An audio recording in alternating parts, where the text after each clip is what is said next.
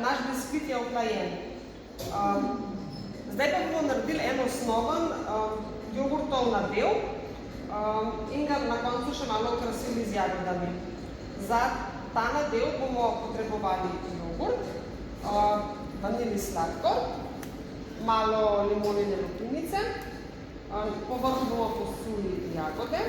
Da pa se nam ta preliv ne bo zlival in da bo kompakten, bomo pa potrebovali želatino.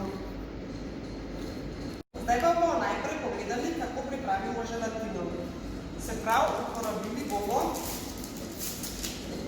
na vsaki vrečki, imate vzadje recept glede na količino. Zdaj, ena vrečka v tem primeru zadostuje za pol litra. Mi imamo 3,5 litra, zato bi potrebovali 3 želatine, 3 vrečke. Ampak ta želatina je tudi primerna za zelo, zelo redko tekočino. Zdaj, tale jogurt, sploh, ki je večkrat bolj masten, ni tako reden kot voda, je bolj gost. Zato bomo vzeli malo manj kot cele 3 vrečke. Ker če bomo vzeli cele 3 vrečke, potem rata pa to tako umetno in trdo, da bomo imeli brez občutek, ko bomo jedli.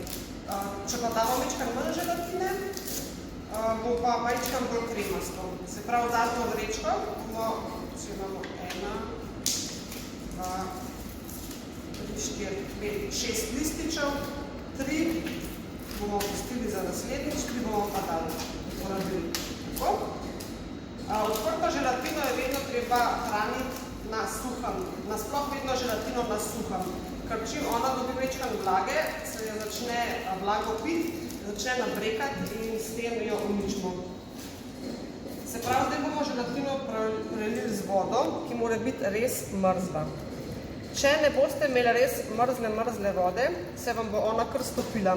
In čez 5-10 minut, ko boste hoteli vi želatino uporabiti, ga sploh ne bo več. Boste imeli samo vodo in želatine ne bo, ker se bo ona raztopila.